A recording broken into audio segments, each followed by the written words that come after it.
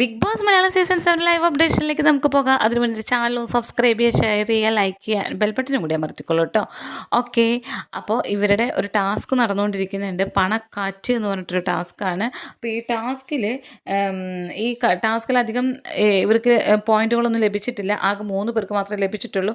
അക്ബർ, അതുപോലെ തന്നെ ഷാനവാസ് ആൻഡ് അനുമോൾ, ഒരു 3 പേർക്ക് മാത്രമേ കാശ് ലഭിച്ചിട്ടുള്ളൂ കേട്ടോ. അപ്പോൾ അക്ബറിന് 10,000 രൂപ, ഷാനവാസിന് 10,000 രൂപ, അനുമോൾക്ക് 5,000 രൂപ. ഇങ്ങനെയാണ് ടാസ്കിൽ അവർക്ക് കിട്ടിയിരിക്കുന്നത്.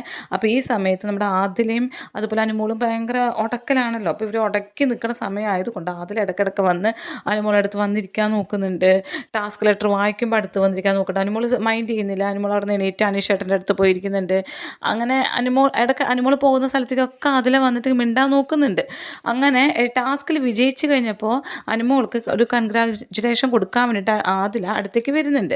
അപ്പോൾ കൺഗ്രാജുലേഷൻ എന്ന് പറഞ്ഞപ്പോൾ അനുമോൾ അത് തട്ടിമാറ്റി പോകുന്നുണ്ട്. അപ്പോൾ ആദില കാല് പിടിക്കുന്നുണ്ട് കേട്ടോ.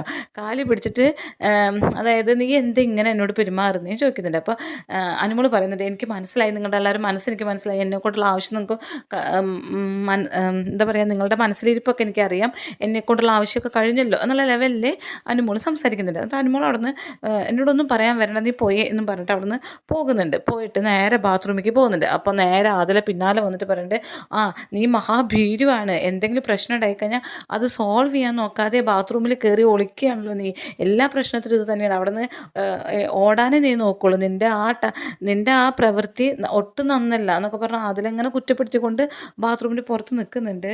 അനുമോൾ ഇവരൊന്നും മൈൻഡ് ചെയ്യാതെ അനുമോൾ പിന്നെ ഒരു ഇത്തിരി വിഷമമായി കഴിഞ്ഞാൽ പിന്നെ ആ വ്യക്തിയുടെ അടുത്ത് മിണ്ടില്ല.